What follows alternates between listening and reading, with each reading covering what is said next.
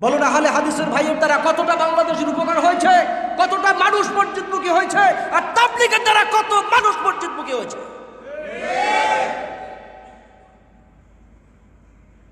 কত চোর, গুন্ডা, বদমাইশ, ডাকাত তাবলীগের সময় দিয়ে আজকে তারা কালেমার মালা গলে করে মানুষের ধারে ধারে ভিক্ষুকের মতো কালেমার দাওয়াত দিতেছে। আর যেই মসজিদে আজকে ১,৫০০ বছর পর্যন্ত কোনো দাঙ্গা হাঙ্গামা ছিল না, এই আহলে হাদিসের ভাইয়ের দ্বারা আজকে মসজিদে মারামারি শুরু হয়েছে। কোথায় পেয়েছে এগুলি? কে শিখিয়েছে তোমাকে? আহলে হাদিস কোথায় শিখেছে হাদিস?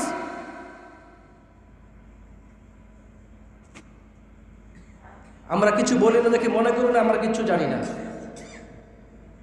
১,৫০০ বছর পর্যন্ত আজ পর্যন্ত মসজিদে কোনোদিন মারামারি হয় নাই। কোন আওয়ামী লীগ, বিএনপি, জামাত, চরমনাই, হত্যাকাণ্ড, বাংলাদেশে কোনো তারা কাতার কোনো আজ পর্যন্ত আপনার আলাদা আলাদাভাবে করা হয় নাই। আর আজ বাংলাদেশে বহুত আহলে হাদিস জামে মসজিদ আলাদাভাবে তৈরি করেছে, জানেন না আপনারা? আহলে হাদিস জামে মসজিদ কোথায় পেয়েছো? কোন হাদিসে পেয়েছো?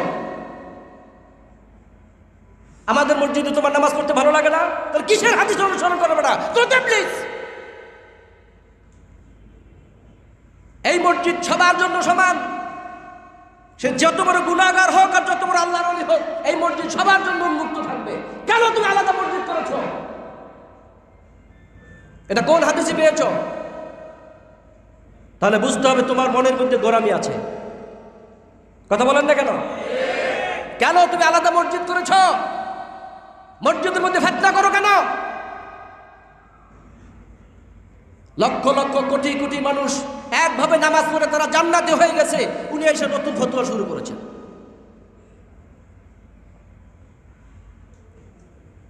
কালকে শুনলাম আবার বলেছে উনি ভাইয়ের বেটাকে আপনি ভাই আব্বা ডাকবেন। আপনার মেয়ের যে সন্তান হয় না, মেয়ের যে তো নাতি, আমরা তাকে ভাই ডাকি না, আপনি তাকে আব্বা ডাকবেন। আব্বু ডাকতে বলছেন, তাকে ভাই ডাকা হারাম, আব্বু ডাকবেন। কি আজীব আজীব কথাবার্তা শুরু করেছে এগুলো। এদের কথা শুনলে আপনার মগজ গরম হয়ে যাবে। আপনি কি দিন প্রচার করতে আসছেন, ইসলামটা ধ্বংস করতে আসছেন এদেশে?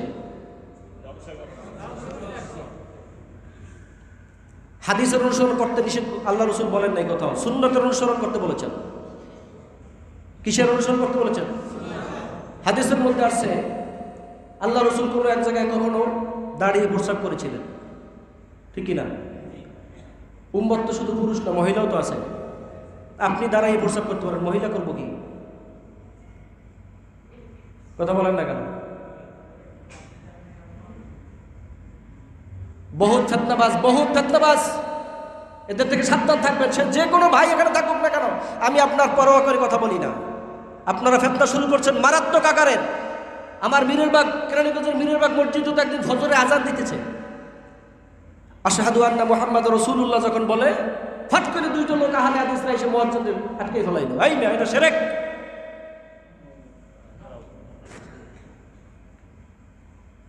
লা ইলাহা ইল্লাল্লাহর সঙ্গে মুহাম্মাদুর রাসূলুল্লাহ মিলান যাবে না। তোমরা দুইজন মুয়াজ্জিন হলো একা। পরের দিন জুমার দিন আমার মসজিদে গেছে, একটা চিঠি লিখেছে, হুজুরে এই অবস্থা। আমি বলছি যেখানে পাবেন সেখানে দোলাই দিবেন। লা ইলাহা ইল্লাল্লাহ এখানে লেখা আছে না? এটা শিরক। আপনি লা ইলাহা ইল্লাল্লাহ পড়বেন, মুহাম্মাদুর রাসূলুল্লাহ বলবেন না, আপনি তো মুসলমানই না। আল্লাহ রাব্বুল আলামিন নিজে আরশে আজিমের মেন ঘেটে লিখেছেন লা ইলাহা ইল্লাল্লাহ মুহাম্মাদুর রাসূলুল্লাহ। আর এই নামের ওসিলা দিয়ে আদম আলাইহিস সালাম মাপ পেয়েছেন। যদি শিরক হয় তাহলে আল্লাহ নিজে শিরক করেছেন। তলায় হাত দিয়ে কথা বলো না। গাজীপুরে এই কালামা নিয়ে মারামারি করে মসজিদে 4 জন মারা গেছে।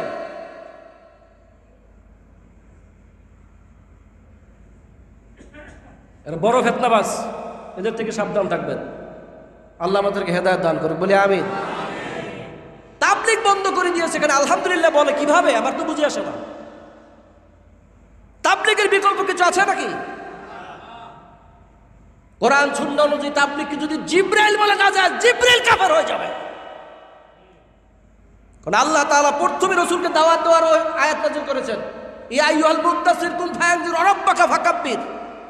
আপনি মানুষের কাছে আপনার রবের বরত্ব প্রকাশ করেন, দাওয়াত দেন, মানুষের ধারে ধারে যান। ধারে ধারে না গেলে আপনি দাওয়াত ইসলাম পাইতেন কোথায়?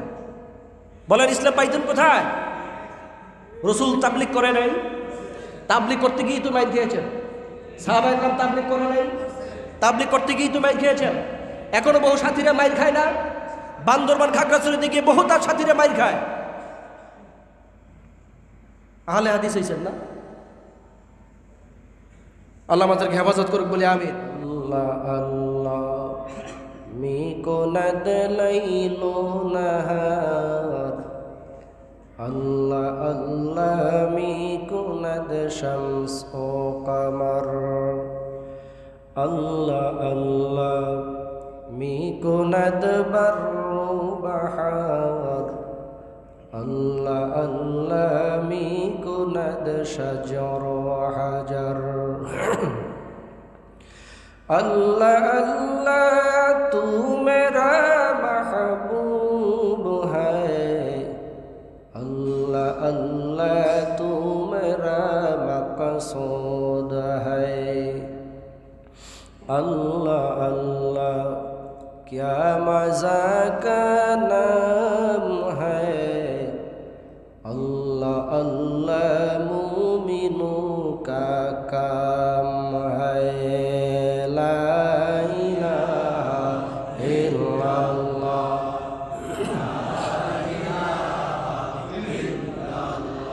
मोहब्बत ला इलाहा इल्लल्लाह, ला इलाहा इल्लल्लाह, ला इलाहा इल्लल्लाह, ला इलाहा इल्लल्लाह, ला इलाहा इल्लल्लाह, ला इलाहा इल्लल्लाह, ला इलाहा इल्लल्लाह।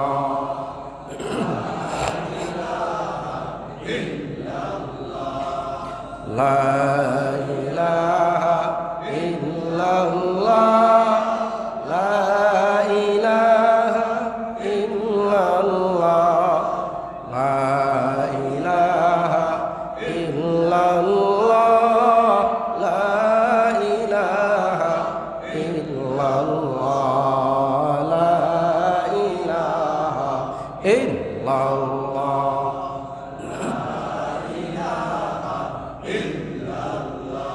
لا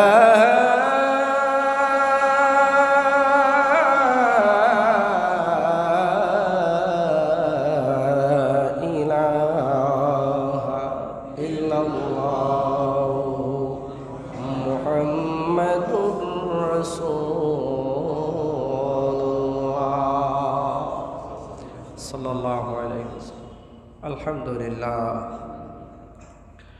মহান আল্লাহ সুবহানাহু ওয়া তাআলার দরবারে অসংখ্য অগণিত সুজুদ ও শুকর যে আল্লাহ তাআলা আপনাদেরকে এবং আমাকে হায়াতে বাঁচিয়ে রেখে, সুস্থ রেখে, ভালো রেখে, দয়া করে, মায়া করে, পছন্দ করে, দুনিয়ার বিভিন্ন ঝামেলা মুক্ত করে, বিভিন্ন দূর দূরান্ত পাড়া মহল্লা এলাকা থেকে মহান আল্লাহ তাআলার মহান হুকুম পবিত্র জুমার নামাজ আদার লক্ষ্যে তার এই পবিত্র ঘরে আসার এবং বসার তৌফিকটুকু নসিব করেছেন। এজন্য দিল থেকে প্রাণ ভরে মহান আল্লাহ তাআলার দরবারে আলী শানে শুকরগুজার হচ্ছি। সকলে পড়ি আলহামদুলিল্লাহ। রব্বানা লাকাল হামদ হামদান কাসীরান তাইয়িবান মুবারাকান ফীহি ইয়া রাব্বি লাকাল হামদু কামা ইয়ামবাগি লি জালালি ওয়াজহিকা ওয়া আযীমি সুলতানিকা। আল্লাহ তাআলা গত জুমার দিন থেকে আজকের জুমার মধ্যবর্তী সময় বহু বান্দা বান্দিকে দুনিয়া থেকে নিয়ে গেছেন। আল্লাহ তাআলা যদি ইচ্ছে করতেন আপনাদেরকে অথবা আমাকেও দুনিয়া থেকে নিয়ে যেতে পারতেন। মহান আল্লাহ তাআলার খাস কৃপা দয়া, তিনি আপনাদেরকে আমাকে বাঁচিয়ে রেখে আবার আজকের জুমায় আসার তৌফিক দিয়েছেন। এজন্য শুকরাতান আরও একবার পড়ি আলহামদুলিল্লাহ। হয়ে যেতে পারে আজকের জুমা আমাদের কারো জীবনের আখিরি জুমা, শেষ জুমা। আল্লাহ তাআলা যেন আজকের জুমার বরকতে আমাদের সমস্ত গুনাহগুলি মাফ করে দেন। মানুষ মরণশীল, কে কখন মারা যাবে এইটা আপনার আমার কারো জানা নাই। মহান আল্লাহ তাআলা যখন ডাক দেবেন তখনই আমাদেরকে যেতে হবে।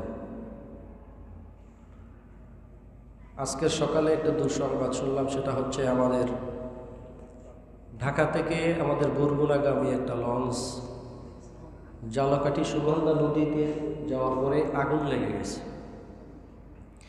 এ পর্যন্ত 16 জন মারা গেছেন, 30 জন। আল্লাহ তাআলা যেন সকলকে জান্নাতুল ফেরদাউস নসিব করেন। আগুন লাগলে আমরা পানি দিয়ে সেটা নির্বাপিত করি, অথচ দেখেন পানির মধ্যে আগুন লেগে গেছে। পানির মধ্যে, এই পানি কোনো কাজে আসে নাই, পানির মধ্যে কি লাগছে, অথচ পানি দিয়ে কোনো উপকার করা যায় না। এভাবেই পানির সাথে লঞ্চ নৌকা ট্রলারের বন্ধুত্ব আল্লাহ তাআলা তাবে করে দিয়েছেন, নইলে চলতে পারত না।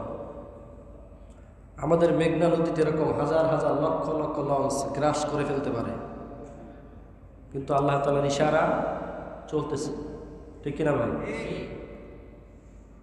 কার কখন কোন জায়গায় মরণ আসে এটা আমাদের কারো জানা নেই। এই লোকগুলি যদি জানতো যে লঞ্চটা আগুন লাগবে, আমি এই লঞ্চে মারা যাব, আপনি কোটি টাকা দিলেও তো লোকটা এই লঞ্চ উঠতো না, ঠিক না? এই জন্য এই যে মসজিদ আমরা আসছি, এই নিয়তটা পরিপক্ক থাকা চাই যে এই জুমা আমার জীবনের শেষ জুমা।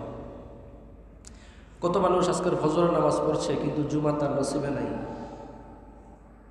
ঠিক না? قال النبي صلى الله عليه وسلم إنما الأعمال بالخواتيم। শেষ আমলই নির্ভরযোগ্য, শেষ ভালো যার সব ভালো তার। তো প্রত্যেকটা কথা, কাজ, চাল চলন, রীতিনীতি, আচার ব্যবহার, মুআমালাত, মুআশারাত, যা কিছু আমরা করব মনে করব এটা আমার জীবনের শেষ কাজ, এইটা আমার জীবনের। এই ধ্যান এবং খেয়ালটা যদি আমাদের প্রত্যেকের থাকে, এ মানুষটা গুনাহের পথে চলতে পারে না। একটা মানুষ সিনেমা হলের মধ্যে ঢুকবে, টিকিট কাটছে, হঠাৎ তার মরণের ভয় আসছে, আরে আমি যদি এই হলের মধ্যে মারা যাই, তো এই ভয়টা যদি তার সত্যিকার অর্থে যে ভয় হয় আমি মারা যাইতে পারি হলের মধ্যে, এই লোকটা কি আর এই হলে ঢুকবে? আমাদের বরগুনা পাথরঘাটা একটা সিনেমা হল আছে, এটার নাম হচ্ছে দোজক। দোজক আমি একবার 3 দিনে চিল্লাই গেছিলাম, 3 দিনের তাবলিগে গেছিলাম ছাত্র জীবনে, চলাভাঙ্গা থেকে পাথরঘাটা। বিকালে যখন গাস্ত করতে নামছি, হঠাৎ তাকে এদিকে লোকজন ঢুকতেছে, যাই কই দেখি বড় অক্ষরে লেখা দোজক। ইন্না লিল্লাহি ওয়া ইন্না ইলাইহি রাজিউন। কি আজীব ব্যাপার, দোজক এর দেখে ভাই, এই দোজক এটা কি? এটা সিনেমা হল। এটা কি? আমি যিনি সিনেমা হল করছে তাই মালিকের একটা ধন্যবাদ দিলাম, যে আসলে নামটা একদম পারফেক্ট, ঠিক না? সিনেমার হলে যে ঢুকলো সে কোথায় ঢুকলো? অথচ চোখে দেখে দোজক। কোনো মুমিন, মুসলমান, ইমানদার কোনোদিন টিকিট কেটে এই জায়গায় ঢুকতে পারে? তার দিলে কিভাবে সাহস হয়? মালিক নির্দোষ। মালিক কি? যে আমি তো এটা দোজক লিখে দিছি, যে যাও, কোথায় যাও? টিকিট কেইটা তাড়াহুড়া করে হুমরি খাইয়া কার আগে কে দোজকে যাইবে, এই প্রতিযোগিতা চলছে। এই মানুষদেরকে আপনি কি বুঝাবেন? জাহান্নামের বয়ান শুনলে কাজ হবে? জান্নাতের বয়ান শুনলে কাজ হবে? এরা বলবে দেখাও, এটা তো দেখছে। কোথায় যাচ্ছে? এরপরও যাচ্ছে। সিগারেট, বিড়ির প্যাকেটের গায়ে লেখা ধূমপানে 20 পান, ধূমপানে স্ট্রোক হয়, ক্যান্সার হয়, ঠিক কি না? ধূমপানে মৃত্যু ঘটায়। এরপরও খালি খায়নি, আপনার এই যে হাফ প্যান্ট আছে, সিগারেটের হাফ প্যান্ট, এই হাফ প্যান্টটা দৌড়ে একেবারে মানে কোনো কায়দায় দৌড়ে চুপ টান দিয়ে হেরপরে সাইডে দেয় চকলেটের মতো, ঠিক না? অথচ ধূমপানে কি হয়? এইটা লেখার দেখেও, এবং এখন তো ছবি দিয়ে দিছে প্যাকেটে, ক্যান্সার হইয়া একদম জখম হয়ে গেছে। এইটা দেখার পরেও, ঠিক কিনা? আল্লাহ সকলকে হেদায়েত দান করুন বলে আমিন। কথা হচ্ছে আল্লাহ তাআলা কখন কাকে হেদায়েত দিবেন এটা কেউ জানে না। সূরাতুল মুমিনুনের উপরে তাফসীর চলছে ধারাবাহিক। সূরাতুল মুমিনুনের শুরুর দিকে আল্লাহ তাআলা 7টি মুমিনের সিফাত গুণ বয়ান করেছেন। মান আকামাহুন্না দাখালাল জান্নাহ, এই 7টা গুণ যার মধ্যে থাকবে আল্লাহ তাকে জান্নাত দিয়ে দেবেন। সুবহানাল্লাহ। বেশি না, কয়টা? 7টা। এই 7টা গুণ থাকলে আল্লাহ তাআলা তাকে কি দিবেন? পরন আউযু বিল্লাহি মিনাশ শাইতানির রাজীম। বিসমিল্লাহির রাহমানির রাহিম।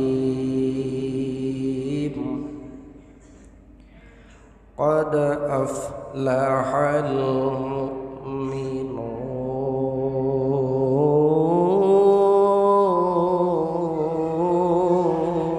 المؤمنون الذين هم في صلاتهم خاشعون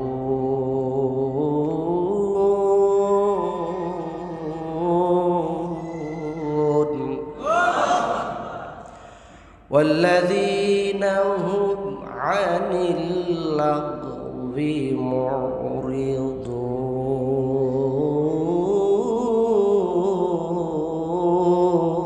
معرضون جميع العلم في القرآن لكن تقاصر عنه أفهام الرجال চুখাহাদর ইয়াদ মাশুকে দিদান কালামুল্লাহ বগশে দিল শানিদান খুদ কে ইয়া হাবিব চুনি বাজারে রা কে বে আক্কল মি খরিদ গুলজারে রা। সুবহানাল্লাহ। আউযু বিল্লাহি মিনাশ শাইতানির রাজীম। বিতাড়িত শয়তানের ওয়াসওয়াসা থেকে মহান আল্লাহ তাআলার কাছে আশ্রয় চাচ্ছি, সাহায্য চাচ্ছি, পানাহ চাচ্ছি। বিসমিল্লাহির রহমানির রহিম। পরম করুণাময় দয়ালু দাতা মেহেরবান আল্লাহ তাআলার নামে শুরু করছি। হযরত ইকরামা রাদিয়াল্লাহু তাআলা আনহু বলেন, আল্লাহ তাআলা যখন নূহ আলাইহিস সালাতু ওয়াস সালামকে কিস্তি তৈরির নির্দেশ দিলেন, কি কিস্তি?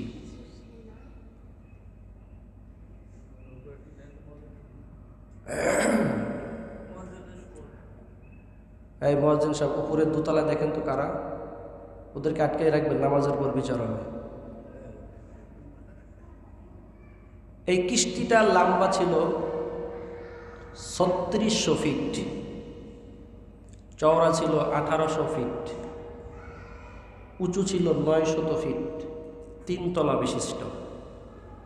প্রত্যেকটা তলা উঁচু ছিল 300 ফিট। সুবহানাল্লাহ।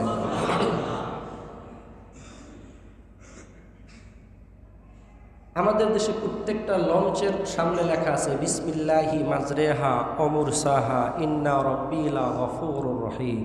দেখেছেন না? এটা ওই কিস্তি থেকে শুরু হয়েছে। আল্লাহ রাব্বুল আলামিন বলেছেন নূহ আলাইহিস সালামের আসল নাম হচ্ছে আখনুক। নাওহা ইয়ানহু নাওহাতান বাবানা ক্রন্দনকারী। নূহ আলাইহিস সালাম খুব কাঁদতেন, প্রচুর পরিমাণে কাঁদতেন, উম্মতের অত্যাচার নির্যাতনের শিকার হয়ে। এই কান্নাটা আল্লাহ তাআলার কাছে পছন্দ হয়েছে। এই কান্না দেখে আল্লাহ তাআলা তাকে ইয়া নূহ বলে ডাক দিয়েছেন, হে ক্রন্দনকারী। সুবহানাল্লাহ। আর এই নামটাই প্রচার হয়ে গেছে, প্রসিদ্ধ হয়ে গেছে নূহ। তো এই নৌকায় বিসমিল্লাহির রহমানির রহিম লিখতে বলেন নাই, বলছে তুমি লেখো বিসমিল্লাহি মাজরেহা ওয়া মুরসাহা ইল্লা রাব্বিল গফুরুর রহিম। মুফাসসিরিন কিরাম মুহাদ্দিসিন কিরাম বলেন যে আল্লাহ তাআলা বিসমিল্লাহ না লেখে এটা বললেন কেন? তো রহমত আর গজব একত্রে হতে পারে না। গজব যখন হয় গজব চলে, যখন রহমত আসে তখন রহমত আসে। নূহ আলাইহিস সালাম যখন বিসমিল্লাহি মাজরেহা বলতেন তখন নৌকা চলতে থাকত। অমুর সাহা যখন বলতেন নৌকা থেমে যাইত। কি এক আল্লাহর কুদরত! চলছে কার ইশারায়?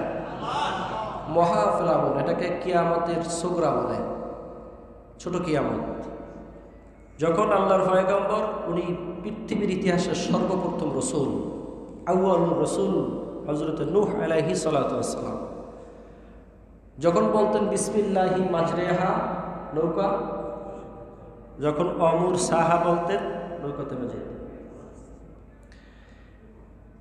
জাহান্নামী যে ফেরেশতারা রয়েছে, যারা জাহান্নামের মধ্যে ডিউটি পালন করে, তাদের প্রত্যেকের কপালের মধ্যে লেখা আছে বিসমিল্লাহির রহমানির রহিম। এই বিসমিল্লাহর বরকতে জাহান্নামের আগুন তাদেরকে স্পর্শ করতে পারে না। গোটা জাহান্নাম তারা ঘুরে বেড়ায়, কিন্তু বিসমিল্লাহর খাতিরে জাহান্নামের আগুন তাদেরকে স্পর্শ করে না। সুবহানাল্লাহ। ঈমান যদি মজবুত হয়, ইখলাসের সাথে যদি বিসমিল্লাহির রহমানির রহিম বলে বিষ পান করি, আল্লাহ রাব্বুল আলামিন বিসমিল্লাহর বরকতে বিষকে পানি বানিয়ে দিবে। সে ঈমান তো আমল নাই আছে। এক হিন্দু আর এক মুসলমান, দুইজন বন্ধুত্ব ছিল আর কি, এরকম আছে না? হঠাৎ একদিন দুই বন্ধুর মধ্যে ঝগড়া লাগছে, তোমাদের ভগবানের পাওয়ার বেশি না আমগো আল্লাহর পাওয়ার বেশি। প্রত্যেকের অবস্থার উপর অটল, যে উনি হিন্দু বলছে আমার ভগবানের পাওয়ার বেশি, মুসলমান বলছে আমার আল্লাহর পাওয়ার বেশি। আচ্ছা, তাহলে পাওয়ার পরীক্ষা করার জন্য একটা কাজ করতে হবে। চলো, ওই যে 3 তলা বিল্ডিং আছে ওটার উপর থেকে লাফ দিব। তুমি ভগবানের নাম নিয়ে লাফ দিবা আর আমি আল্লাহর নাম নিয়ে লাফ দিব। দেখব কে বাঁচে কে মরে, অথবা কে অ্যাক্সিডেন্ট করে কে সুস্থ থাকে। মুসলমান বলল যে হিন্দু বা বন্ধুকে যে তুমি আগে ফাল দাও। 3 তলার উপরের থেকে হিন্দুর পালা। হিন্দু চিন্তা করতেছি 3 তলার উপর দিয়ে লাভ দেওয়া তো মানে জীবনের শেষ খেলা, আর বাঁচতে পারি নাও। তো উনি ধীর স্থিরভাবে এটা দিলের মধ্যে বিশ্বাস স্থাপন করেছেন যে ভগবান আসলে কিছু না। ভগবান তো মূর্তি বানাই, ভগবান বানাই, সেবা করি, পূজা করি, তবে জীবনের শেষ মুহূর্তে ভগবান বাদ দিয়া আল্লাহর নাম নিয়ে ফাল দেয়। এটা মুসলমান জানে না, এটা মনে মনে আর কি স্থির করছে, নিয়ত চেঞ্জ করে বলাইছে। যেটা জীবনের শেষ মুহূর্ত, এই সময় আমি ভগবানের নামটা, কারণ জানিয়ে দিয়ে কাজ হবে না। লঞ্চে যখন তুফান শুরু হয় হিন্দুরাও বলে লা ইলাহা ইল্লাল্লাহ, লা ইলাহা ইল্লাল্লাহ, তখন হরে রাম কেউ বলে না, কারণ ওরাও জানে যে এই রাম দিয়ে এখন কাম হবে না, রাম দিয়ে কি হবে না। ওই হিন্দুরাও পরে লা ইলাহা ইল্লাল্লাহ, ঠিক কিনা ভাই? শেখ সাদী রহমতুল্লাহ আলাইহি বলেন, যখন কাছাকাছি বজ্রপাত হয় কাঠটা নাস্তিক ও মুমিন হয়। কাঠটা নাস্তিকও তখন ক্ষণিকের জন্য কি হয়ে যায়? মুমিন হয়ে যায়, ডরে ডরে। তো হিন্দু ছেলেটা ভগবান বাদ দিয়ে কার নাম নিয়ে ফাল দিল? এটা আল্লাহ জানে আর ওই জানে, বন্ধু জানে না। 3 তলার উপর থেকে লাফ দিয়ে পড়ার পরে সে দিব্যি সুস্থ, আল্লাহু আকবার, কিচ্ছু হয় না। মনে হয় যেন কুদরতি ভাবে ওরে কেউ আস্তে নামাইয়ে দিছে। মুসলমান চিন্তা করলো হিন্দু অবশ্যই ভগবানের নাম নিয়ে ফাল দিয়েছে, কাজেই আমার জীবনের শেষ মুহূর্ত আল্লাহ দিয়া মনে হয় কাজ হবে না। নাউজুবিল্লাহ বলেন। ঈমান আছে, ইখলাস নাই, বিশ্বাস নাই, পরিপক্কতা নাই। হিন্দু যেহেতু ভগবানের নাম দিয়ে লাভ দিয়েছে, সে দিব্যি সুস্থ শরীরে আছে। আমিও আজকের ভগবানের নাম দিয়ে ফাল দিব, দেখবো আমিও সুস্থ থাকি কিনা। মুসলমান ভগবানের নাম দিয়ে ফাল দিল, পড়ার সঙ্গে সঙ্গে হাত মা মেরুদণ্ড ধুমরে মুসকে একত্র হয়ে গেল। চিৎকার মেরে হিন্দু বন্ধুটা ডাক দিয়ে বলল, ভাই অদোস্ত, তুমি কার নাম নিয়ে ফাল দিয়েছ? বলে, কি বলবো, তুমি যার নাম নিয়েছ আমিও তো তারই নাম নিয়েছি। তুমি সুস্থ আর আমি মৃত্যুর পর্যায়ে চলে গেছি, ঘটনাটা কি? যেই ছেলেটা হিন্দু ছিল বলতেছে, ভাই তুমি মুসলমান হয়েছো ঠিকই, তোমার ইমানটা মজবুত নয়, ইমানটা পরিপক্ক নাই। আমি লাভ দিয়েছি মহান আল্লাহ রব্বুল আলামিনের নাম নিয়া। তুমি মনে করছো আমি ভগবানের নাম নিয়ে লাভ দিয়েছি? না না, আমি জানি ভগবান কিচ্ছু করতে পারবে না। এই শেষ সময় বিপদ মুহূর্তে আল্লাহ ছাড়া কেউ সাহায্য করতে পারে না। আমাদের ঈমান তো এই, ঠিক কিনা বলেন? বড় বড় কথা বলতে পারি ঠিকই, কিন্তু ঈমানের বেলায় রাস্তার মধ্যে 5 টাকার একটা নোট পড়ে আছে, উঠেই আসতে পকেটে লেগেছে, ওর ঈমান এখানেই শেষ। আবার কেউ লক্ষ লক্ষ টাকার ভান্ডিল পাইয়াও নিজে নেয় না, বরং মালিককে খুঁজতে থাকে, ফিরাইয়া দেয়, ঠিক কিনা? এই তো আমাদের ঈমানের অবস্থা। আল্লাহ রাব্বুল আলামিন বলেন, قد أفلح المؤمنون।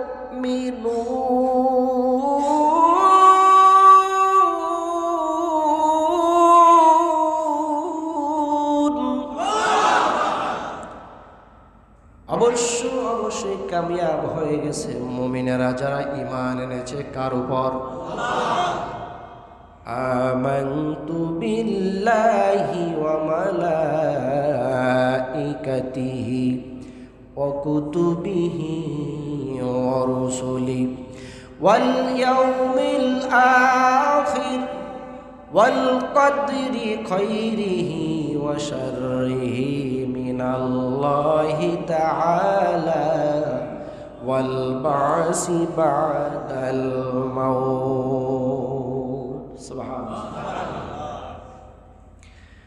কোন মুমিন কামিয়াব? মানুষ সফলতার জন্য, কামিয়াব হওয়ার জন্য, সাকসেস হওয়ার জন্য আল্লাহ কতগুলি সিমটম আলামত বয়ান করেছেন। আপনি দেশের প্রধানমন্ত্রী হলে কামিয়াব হবেন এমন কথা কোনো কোরআন হাদিসে নাই। আপনি দেশের মুখ্যমন্ত্রী হলে যে কামিয়াব সফল হয়ে যাবেন কোনো কিতাবে নাই। আপনি কোটিপতি, শিল্পপতি, লাখপতি, মেয়র, মেম্বার, চেয়ারম্যান হইলে, নেতা হলে যে আপনি কামিয়াব সফল হবেন কোনো কিতাবের মধ্যে বয়ান করা হয় নাই। ওই ব্যক্তি কামিয়াব যার নামাজটা হবে আল্লাহর খুশির জন্য, যার নামাজ হবে একাগ্রতার সাথে, খুজুর সাথে। কিসের সাথে? খুজুর সাথে, একাগ্রতার সাথে, আল্লাহর সন্তুষ্টির জন্য। আমার পারগান্ডিরা, আমার কেরানীগঞ্জের মন্ত্রী তো নসরুল আহমেদ বিপু, আমার পাশের মসজিদের এক মুসল্লি আমার মসজিদে আসছে আসরের নামাজ পড়তে। তো ওই দিন আমার পাশে একটা আলিয়া মাদ্রাসা আছে, ওই মাদ্রাসা একটা কাজ উদ্বোধনের জন্য মন্ত্রী সাহেব আসছেন। তো উনি হলো আমার আওয়ামী লীগের একজন কর্মী, খাস কর্মী। আসরের নামাজ শুরু হয়ে গেছে, 1 রাকাত পড়া হয়েছে। এই সময় মাদ্রাসার মাইকে ঘোষণা হয়েছে মন্ত্রী সাহেবের আগমন, শুভেচ্ছা। হ্যাঁ, 1 রাকাত পড়ছে, 3 রাকাত বাকি, সাইডে দিয়ে দৌড় উঠছে। মন্ত্রী এসে হ্যাঁ গেছে। পরে আমারে বলল যে হুজুর এই অবস্থা, আপনার মুসল্লি নামাজ তুই দৌড়েছে। পরে এই জবটাই কয় নামাজ পরে পড়তে পারো, মন্ত্রী তো আর পাবো না। তাহলে তারা কিন্তু সুন্দর দাঁড়িয়ে আছে, মাথায় টুপি থাকে। আচ্ছা বলুন তো, এই লোকটার ইমানটা কয় নম্বর স্তরে আছে? আল্লাহর সামনে দাঁড়াইয়া আল্লাহু আকবার বলে আল্লাহর সামনে দাঁড়াইয়া 1 রাকাত পড়িয়া 3 রাকাত রাইখা যেই লোকটা একজন মানুষের জন্য দৌড় দিতে পারে, এটা কি কোনো মুসলমানের মধ্যে পড়ে না?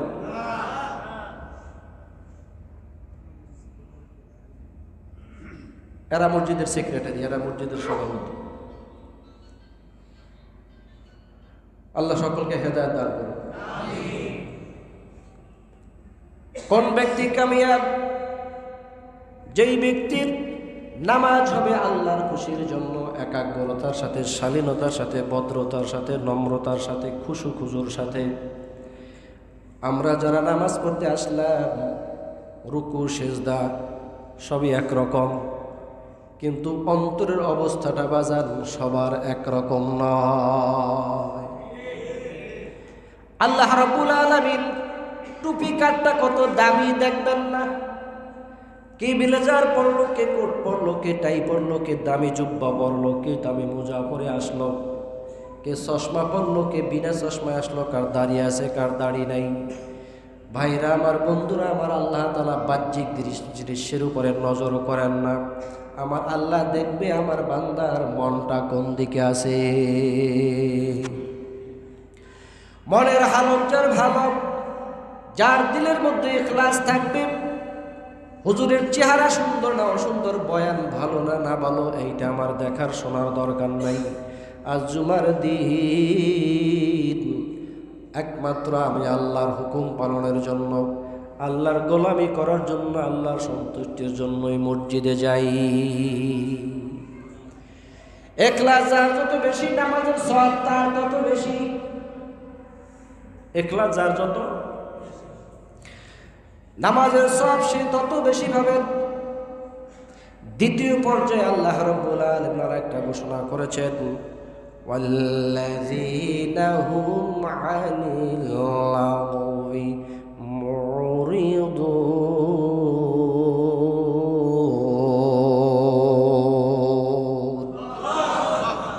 ওই ব্যক্তি কামিয়াব যে অনর্থক কথাবার্তা থেকে ফিরে থাকে, অনর্থক কথাবার্তায় নির্লিপ্ত থাকে।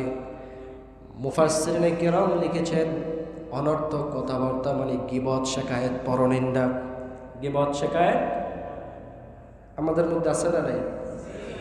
গীবত করতে খুব ভালো লাগে।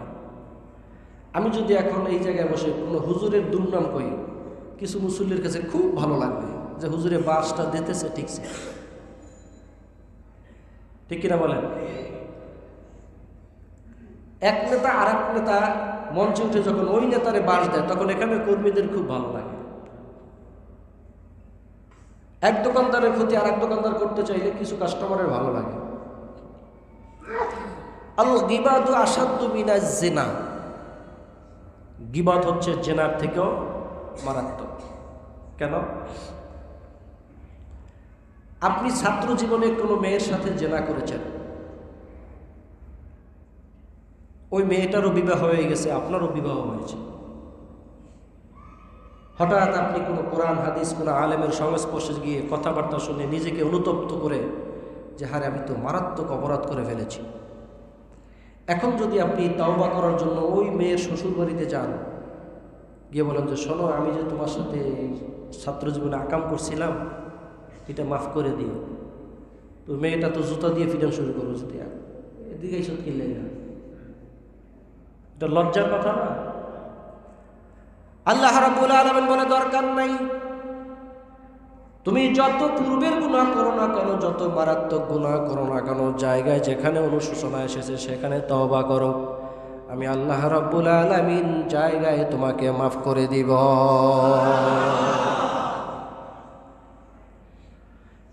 কিন্তু গীবতের ব্যাপারটা এমন নয়।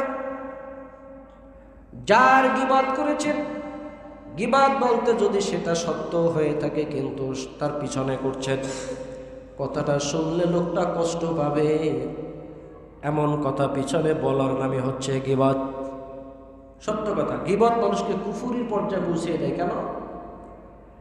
গীবত করতেছেন দোকানে, রাস্তার বছরে হঠাৎ একজন গিয়ে বলতেছে, ভাই চুপ থাকেন তো, আমি ভালো, জগৎ ভালো, লোকটা অপরাধ করছে, থাক না, উনি করতে পারছে আমি বলতে পারব না। এই শ্রেণীর লোক আছে না সমাজ? হয়নি ভাই চুপ থাকবো কেন, উনি করতে পারছে আমি বলতে পারব না। তো এই যে আপনি হারামকে হালাল মনে করলেন, গীবত করা কি? আর আপনি তাকিদ দিয়ে সেটাকে হালাল বানাচ্ছেন, উনি করতে পারছে আমি বলতে পারবো না। এই হালালকে হারামকে হালাল মনে করা, আবার হারামকে হালাল মনে করা, হালালকে হারাম মনে করা কুফরি। আপনি যদি কারো গীবত করে থাকেন, ওনার কাছে ক্ষমা না চাওয়া পর্যন্ত কোনো তওবায় আল্লাহ মাফ করবেন না। খুব সিরিয়াস। গীবত হচ্ছেন বিশ্ববিখ্যাত দার্শনিক ইমাম গাজ্জালি রহমাতুল্লাহ আলাইহি তার কিতাবে রাসূল সাল্লাল্লাহু আলাইহি ওয়াসাল্লামের হাদিস বয়ান করেছেন, হে নবীর উম্মতের দল, যদি তোমরা গীবত কারো করতে চাও, যদি তোমার মনের মধ্যে গীবত করার আকাঙ্ক্ষা থাকে, তাহলে তুমি যেই মায়ের গর্ভে জন্মগ্রহণ করেছো ওই মায়ের গীবত করো। কারণ হলো আপনি যদি আমার গীবত করেন তাহলে আমার গুনাহগুলি অটোমেটিক আপনার আমলনামায় চলে যাবে, আর আপনার নেকিগুলি অটোমেটিক আমার আমলনামায় চলে আসবে। নেকি দিয়া সাহায্য করলাম, এত বড় সাহায্য যদি দুনিয়ার কাউকে তুমি করতেই চাও, তাহলে তোমার গর্ভে ধারিণী মাকে এই সাহায্যটা করো। এর থেকে তো আর আপনজন কেউ নেই। নেকি দিয়ে যদি সাহায্য করতে চাও তো কাকে করো? মাকে করো। হযরত আনোয়ার শাহ কাশ্মীরি রহমাতুল্লাহ আলাইহি বলেছেন যে গীবত করতে আমি তার বাসায় মিষ্টি নিয়ে যাইতাম। কি নিয়ে যাইতাম? কেন? যে আপনি যে উপকার করেছেন এই উপকার তো আমাকে কেউ করে নাই, কাজেই আপনার জন্য আমি মিষ্টি হাতিয়ে নিয়ে আসলাম। আপনি এরকম গীবত করবেন, আরে আমি আপনাকে মিষ্টি খাওয়াবো। রাসূল সাল্লাল্লাহু আলাইহি ওয়াসাল্লামের সর্বশ্রেষ্ঠ সাহাবী সিদ্দিক আকবর আবু বকর রাদিয়াল্লাহু তাআলা আনহু, সাথে ওমর রাদিয়াল্লাহু তাআলা আনহু, আরো অনেক সাহাবী কোথাও সফরে রওনা দিলেন। তাদের সাথে রান্না করার জন্য একজন খাদেম ছিলেন, বাবুর্চি ছিলেন। কিছু দূর যাওয়ার পরে তারা ক্লান্ত হয়ে গেল। বাবুর্চিকে বলল যে আমরা একটু ঘুম যাই, তুমি রান্না করো। বাবুর্চি তো মানুষ, সেও তো তাদের সাথে সফর করেছে, তারও তো শরীর। ওনারা ঘুমাই পড়ছেন, বাবুর্চিও কি ঘুমাই গেছে। আবু বকর রাদিয়াল্লাহু তাআলা আনহু ঘুম থেকে জেগে দেখে যে বাবুর্চি কি ঘুমায়। ওমরকে ডাক দিয়ে বলল, ওমর দেখো এই লোকটার ঘুম ছাড়া কোনো কাজ নাই, যেখানে যাই সেখানে ঘুমায়। বললাম রান্না করতে, সে রান্না না করে ঘুমাইতেছে। লোকটার ঘুম ছাড়া কোনো কাজ নাই, ভালো কোনো কাজ করতে দেখলাম না। এতটুকু সমালোচনা করেছে। ঘুম থেকে কিছুক্ষণ পরে লোকটা যখন জাগল, রান্না করার জন্য যা ছিল তা রান্না করতে পারে নাই, জরুরি খাবারের দরকার। মদিনায় চলে আসলো। ইয়া রাসূলুল্লাহ, ইয়া হাবিবাল্লাহ, খাদেম দিয়ে চলবে না, আপনি আরেকজন খাদেম দেন। কেন? এই সমস্যা। রাসূল বললেন, তোমরা তো খানা খেয়েছ, আবার কি খাইবা? আবু বকর অবাক হয়ে গেল। ইয়া রাসূলুল্লাহ, ইয়া হাবিবাল্লাহ, রান্নাই তো হলো না, খাবার কোন সময় খাইলাম? রাসূল বলল, আবু বকর তুমি হা করো, আবু বকর রাসূলের সামনে হা করলেন, বলে দেখো তোমার দাঁতের ফাঁকের মধ্যে গোশত ভেজে আছে।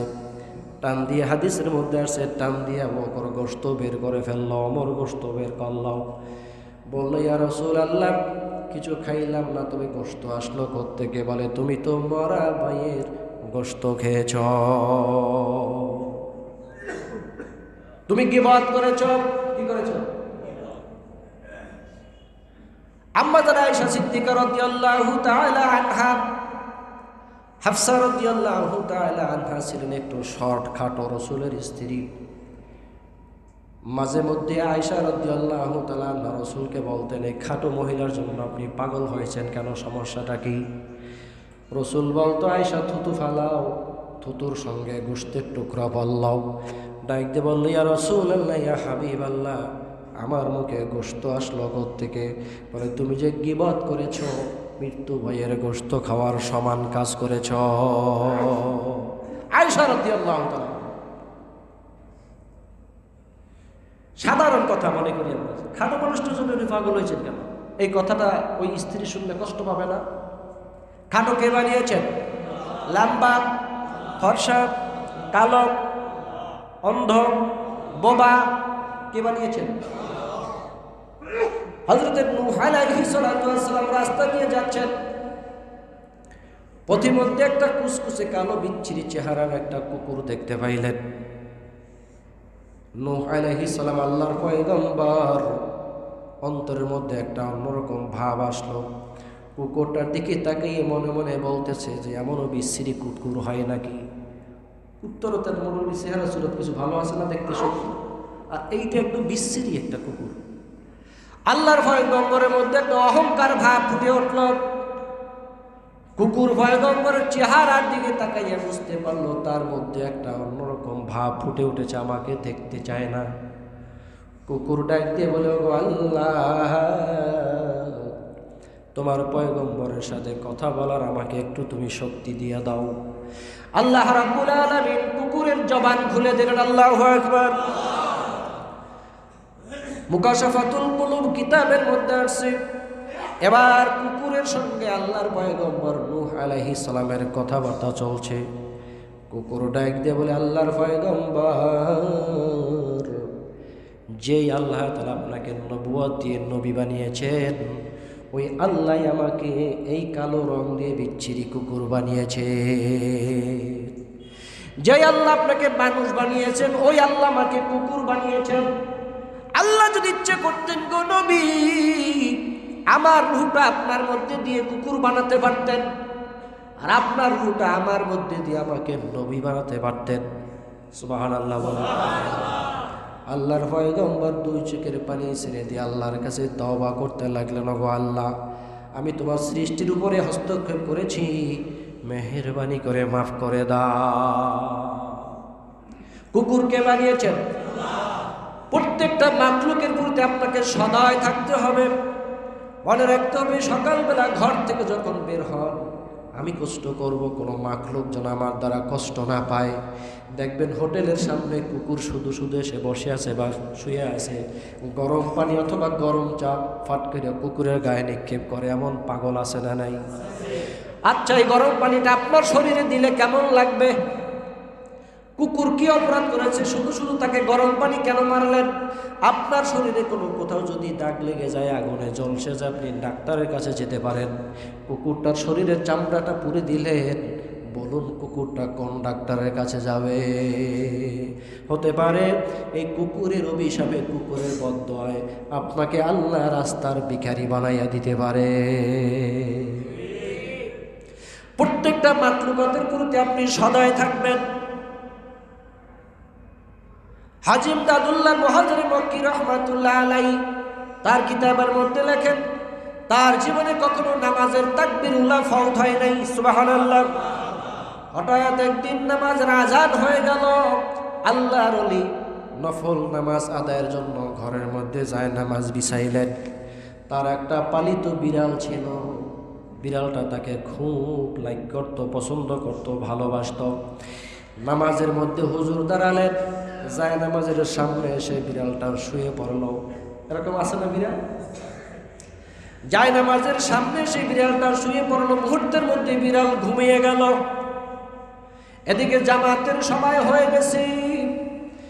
হাজী ইমদাদুল্লাহ মুহাজিরে মক্কি রাহমাতুল্লাহ আলাইহি চিন্তা করলেন, বিড়ালের ঘুম ভাঙলে বিড়ালটা কষ্ট পাবে, আমি যদি আরামে ঘুমাই আর যদি আমাকে কেউ ঘুমটা ডিস্টার্ব করে, আমি যেমন মনে করব বিড়ালটা আরামে ঘুমাচ্ছে, বিড়ালটাও তো কষ্ট পাবে, ও তো আল্লাহর একটা মাখলুক।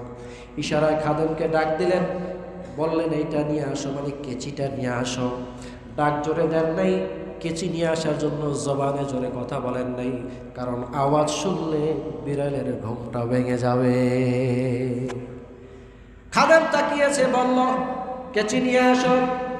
এবার খাদেম কেচি নিয়ে আসলো, সুন্দর জায়নামাজটা বিড়ালের পিছন দিক দিয়ে আস্তে করে কেটে কাটা জায়নামাজ নিয়ে আল্লাহর ওলি মসজিদে চলে গেল। মুসলমান কি খালি গরু খেলে হয়? মুসলমান খালি লম্বা লম্বা দাড়ি রাখলে হয়? মুসলমান কিছু কাজের না। একটা বিড়ালের জন্য জায়নামাজটা কাইটা ফেলাইলে, আমরা হইলে বীর হয়তো জায়নামাজে এমন টান দিতাম বিড়াল 2 গজ ছিটে যাইত, ঠিক কিনা? এটাও আল্লাহ তাআলার এক মাখলুক।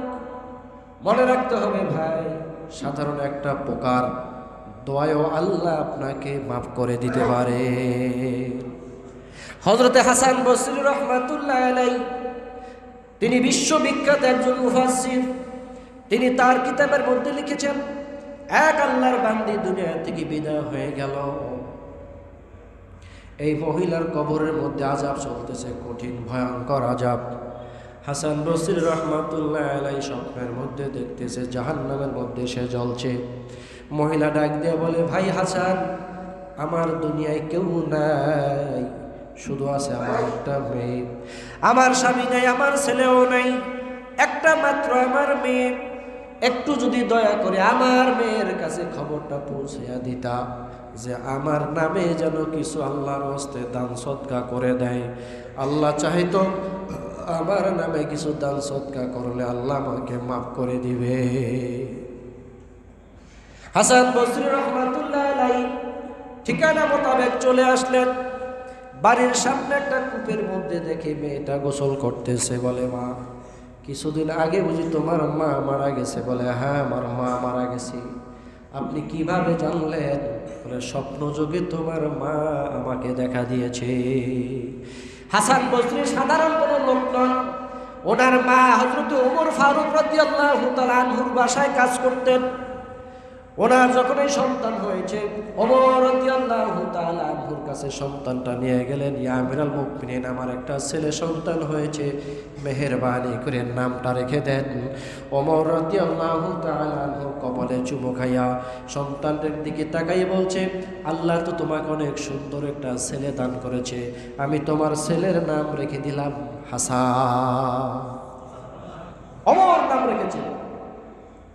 এই হাসান বসরি বলল, আমি স্বপ্ন দেখেছি তোমার মায়ের কবরে আযাব হচ্ছে।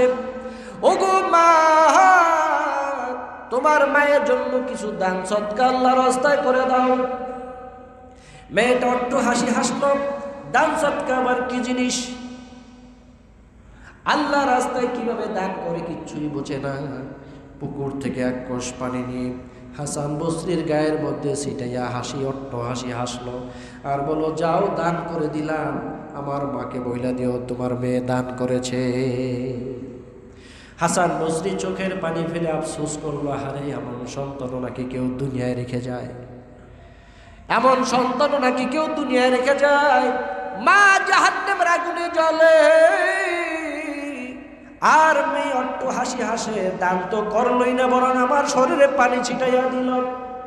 এমন বহু সন্তান আছে বাবাকে কবর দিয়া চলে আসছে আর জীবনে কোনোদিন ধারে কাছেও ফিরে না।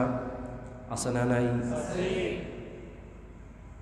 বাবা কেমন আছে কোনোদিন খোঁজ খবর নেয় না, দোয়া খায়ের করে না, নিজেও নামাজ পড়ে না, দান সদকাও করে না। আবার কিছু সন্তান আছে এমন নামাজের ওয়াক্ত নাই যে নামাজে রব্বি রাহমহুমা কামা রব্বায়ানি সগীরা বলে না। প্রত্যেক নামাজে মা বাবার জন্য দোয়া করে। আছে না নাই? এমন সন্তান তুমি দুনিয়ায় রেখে যাও যে সন্তান তোমার বড় সম্পদ। হয়তো কোরআনের হাফেজ, নয়তো আলেম, নয়তো 5 ওয়াক্ত নামাজ পড়ে হারাম খায় না, সুদ ঘুষ খায় না, এমন সন্তানকে রেখে যাও, দুনিয়ায় তুমি সম্মানী ছিলে, আখিরাতেও সম্মান পাবে। হাসান বসরি রাহমাতুল্লাহ আলাইহি আবার পরের রাত্র স্বপ্ন দেখেন, ওই মহিলাটা জান্নাতের মধ্যে ঘুরছে। আল্লাহু আকবার। চুলগুলি বাতাসে উঠতেছে। হাসান বসরিকে স্বপ্নের মধ্যে মহিলা ডাক দিয়ে বলে, হাসান, আমাকে তুমি কি চিনতে পেরেছো? বলে, না, আপনাকে চিনি নাই। বলে, আমি গেল রাত্রে যে জাহান্নামের আগুনে আল্লাহ আমাকে জ্বালিয়েছিল, ওই মহিলা, তুমি যে আমার মেয়েকে দান করতে বলেছিলে, মেয়েটার দানের বরকতে আল্লাহ আমাকে মাফ করে জান্নাত দিয়ে দিয়েছে। হাসান বসরি বলে, আজীব কথা, কিভাবে সম্ভব? আপনার মেয়ে তো দান করলই না, বরং অট্ট হাসি হাসলো, আমার শরীরে পানি ছিটাইয়া দিল। ডাক দিয়ে বলে, হাসান, আমার মেয়ে পানি ছিটিয়ে দিয়েছে, তুমি এতটুকুই দেখেছ।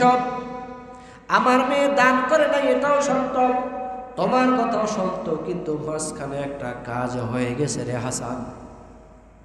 ওই মরুভূমির মধ্যে কূপের পাশে আল্লাহর ছোট্ট একটা মাখলুক পানির তৃষ্ণায় ছটফট ছটফট করতেছিল। জীবনষ্টাগত আমার মেয়ে যে পানি নিক্ষেপ করলো, এর এক ফোঁটা পানি ওর মুখের মধ্যে পড়ে গেছে। ছোট্ট একটা পোকার মুখের মধ্যে এক ফোঁটা পানি ছিটকে পড়ে গেছে। আর এই পানি পান করার কারণে জীবনটা শান্তি পেয়েছে, জীবনটা শান্ত হয়েছে। ওই পোকা দোয়া করেছে, গো আল্লাহ, যে আমাকে পানি দিয়ে সান্ত্বনা করলো, তার যদি কেউ আগুনের মধ্যে, জাহান্নামের মধ্যে থাকে, আল্লাহ তুমি তাকে মাফ করে জান্নাত দিয়ে দাও। ও হাসান বসরি, ওই পোকার দোয়ার কারণে আল্লাহ রাব্বুল আলামিন আমাকে জাহান্নাম থেকে মাফ করে জান্নাত দিয়ে দিয়েছে।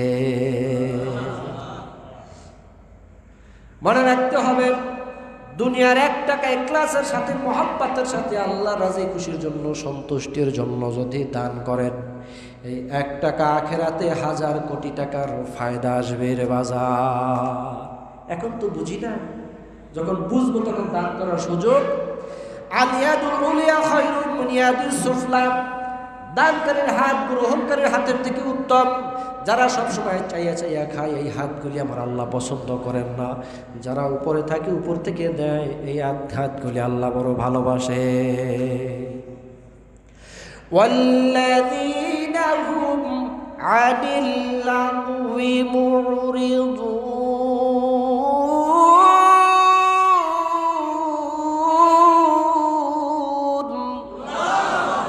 যিনি মুমিন, যিনি ইমানদার, তিনি মানুষকে দ্বীনের দাওয়াত দিবেন। কেমনে মানুষগুলিকে আল্লাহমুখী করা যায়, কেমনে মানুষকে মসজিদমুখী করা যায়, কেমনে মানুষগুলি জান্নাতের রাস্তায় উঠানো যায়, এটা হলো মুমিনের কাজ। কিসের কাজ? মুমিনের কাজ। কারণ মুমিন কখনো মানুষের ক্ষতি চায় না, মুমিন কখনো মানুষের ক্ষতি করতেও পারে না।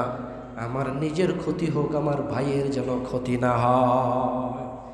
শুনছেন না, ইতিহাস যুদ্ধের ময়দানে সাহাবায়ে কেরাম শহীদ হয়ে যাচ্ছেন, পানি নিয়ে পান করানোর জন্য এক সাহাবী ঘুরতেছে আর বলতেছে, আমার থেকে মনে হয় ওই ভাইয়ের 30 বেশি, তাকে পান করাও। সে বলতেছে, আমার থেকে মনে হয় ওই ভাইয়ের 30 বেশি, তাকে পান করাও।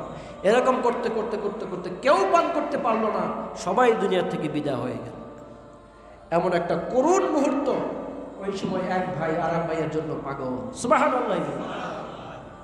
এটা ঈমানের শীর্ষ স্তর, উঁচু মাকাম। এই সময় মৃত্যুর পূর্ব মুহূর্তে পানির জন্য কলিজা শুকিয়ে যায়, যে আমাকে দাও, আমি একটু পান করে নেই। কিন্তু না, বলতেছে, ভাই আমার থেকে মনে হয় এই ভাইয়ের 30 বেশি লাগছে, তাকে পানিটা পান করা। সুবহানাল্লাহ। এ হচ্ছে মুমিনের খাসলাত। কিন্তু আমরা এখন যা শুরু করছি, আমাদের আলেমদের গুতগুতির কারণে ইসলামটা মদিনার দিকে দৌড় দিছে। কথা বলেন না কেন? আমাদের গুতগুতির কারণে একজন আর একজনকে দেখতে পারি না, একজন আরেকজনের কথা শুনতে পারি না। তাবলিগ জামাত আরবে, সৌদি আরবে বন্ধ করে দেওয়া হয়েছিল, আবার চালু হয়েছে। আল আজহার বিশ্ববিদ্যালয় থেকে, দারুল উলুম দেওবন্দ থেকে ফতোয়া আসছে যে তাবলিগের বিকল্প কিছু নাই। অথচ আমাদের দেশে আহলে হাদিসের ভাইয়েরা আলহামদুলিল্লাহ বলে খুশি হয়েছিল। আশ্চর্য হয়ে যাবেন, আহলে হাদিসের কোনো ভাইরা থাকলে শুনেন, মুজাফফর বিন মুহাসিন নামে একজন ব্যক্তি আছেন, আমার কাছে আমার মোবাইলে এটা সেভ করা আছে, যে আপনি জিনা করলে জিনা করতে করতে মারা গেলেও জান্নাতে যাওয়ার আশা আছে, মদ পান করতে করতে মারা গেলে জান্নাতে যাওয়ার আশা আছে, অপকর্ম করতে করতে মারা গেলে জান্নাতে যাওয়ার আশা আছে, কিন্তু তাবলীগ করলে আপনি জাহান্নামে যাবেন। স্পষ্ট বয়ান করেছেন উনি। সৌদি আরবে সিনেমা হল করতেছে সৌদি সরকার, বলতেছে এটা ঠিক আছে, কিন্তু তাবলীগ করাটা এর চেয়ে ভয়ঙ্কর। আমার মোবাইলে সেভ করা আছে, মুজাফফর বিন মুহাসিন সাহেব এই বয়ান করেছেন। আচ্ছা বলুন তো, এরা কি মুসলমানদের বন্ধু না দুশমন? জোরে বলুন, বন্ধু না দুশমন? এই লোকটা সর্বনাশ করতেছে মুসলমানদের। তাবলীগ না থাকলে মদিনার ইসলাম বাংলাদেশে আসতো না। বলুন, আহলে হাদিসের ভাইয়ের দ্বারা কতটা বাংলাদেশের উপকার হয়েছে, কতটা মানুষ মসজিদমুখী হয়েছে, আর তাবলীগের দ্বারা কত মানুষ মসজিদমুখী হয়েছে।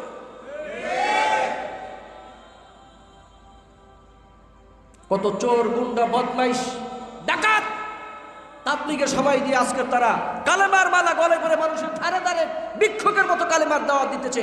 আর যেই মসজিদে আজকে ১,৫০০ বছর পর্যন্ত কোনো দাঙ্গা হাঙ্গামা ছিল না, এই আহলে হাদিসের ভাইয়ের দ্বারা আজকে মসজিদে মারামারি শুরু হয়েছে। কোথায় পেয়েছে এগুলি? কে শিখিয়েছে তোমাকে? আহলে হাদিস কোথায় শিখেছে হাদিস?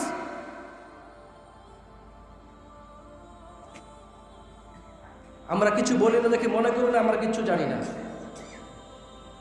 ১,৫০০ বছর পর্যন্ত আজ পর্যন্ত মসজিদে কোনোদিন মারামারি হয় নাই। কোন আওয়ামী লীগ, বিএনপি, জামাত, চরমনাই, হত্যাকাণ্ড, বাংলাদেশে কোনো তারা কাতার কোনো আজ পর্যন্ত কোনো আপনার আলাদা আলাদাভাবে করা হয় নাই। আর আজ বাংলাদেশে বহুত আহলে হাদিস জামে মসজিদ আলাদাভাবে তৈরি করেছে, জানেন না আপনারা? আহলে হাদিস জামে মসজিদ কোথায় পেয়েছো? কোন হাদিসে পেয়েছো?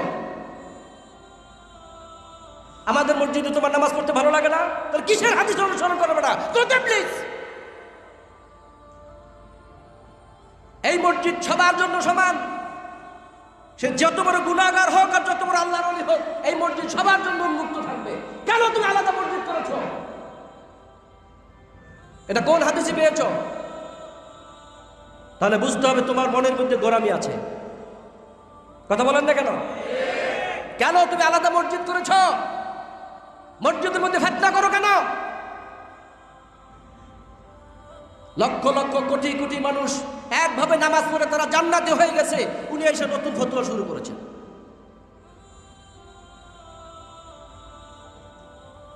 কালকে শুনলাম আবার বলেছে উনি ভাইয়ের বেটাকে আপনি ভাই আব্বা ডাকবেন। আপনার মেয়ের যে সন্তান হয় না, মেয়ের যে তো নাতি, আমরা তাকে ভাই ডাকি না, আপনি তাকে আব্বা ডাকবেন। আব্বু ডাকতে বলছেন, তাকে ভাই ডাকা হারাম, আব্বু ডাকবেন। কি আজীব আজীব কথাবার্তা শুরু করেছে এগুলো। এদের কথা শুনলে আপনার মগজ গরম হয়ে যাবে। আপনি কি দিন প্রচার করতে আসছেন, ইসলামটা ধ্বংস করতে আসছেন এদেশে? হাদিসের অনুসরণ করতে নিষেধ আল্লাহ রসুল বলেন নাই কোথাও, সুন্নতের অনুসরণ করতে বলেছেন। কিসের অনুসরণ করতে বলেছেন? হাদিসের মধ্যে আসছে আল্লাহ রসুল কোনো এক জায়গায় কখনো দাঁড়িয়ে প্রস্রাব করেছিলেন, ঠিক কিনা? উম্মত তো শুধু পুরুষ না, মহিলাও তো আছে। আপনি দাঁড়িয়ে প্রস্রাব করতে পারেন, মহিলা করবো কি? কথা বলেন না কেন? বহুত ফেতনাবাজ, এদের থেকে সাবধান থাকবেন। সে যে কোনো ভাই এখানে থাকুক না কেন, আমি আপনার পরোয়া করে কথা বলি না। আপনারা ফেতনা শুরু করছেন মারাত্মক আকারের। আমার মিরুরবাগ, কেরানীগঞ্জের মিরুরবাগ মসজিদে তো একদিন ফজরে আজান দিতেছে, আশহাদু আন্না মুহাম্মাদুর রাসূলুল্লাহ যখন বলে, ফট করে দুইজন লোক আহলে হাদিসরা এসে মুয়াজ্জিনদের আটকে ফেলাইলো, এই না এটা শিরক।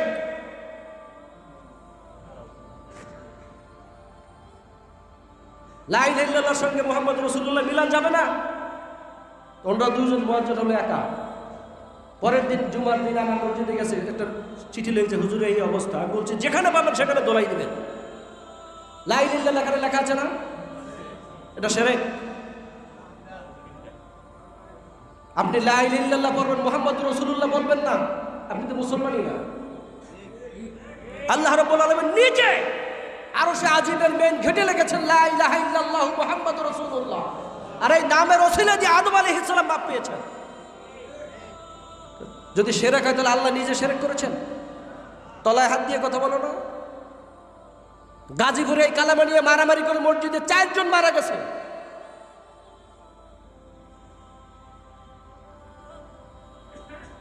বড় ফিতনাবাজ, এদের থেকে সাবধান থাকবেন।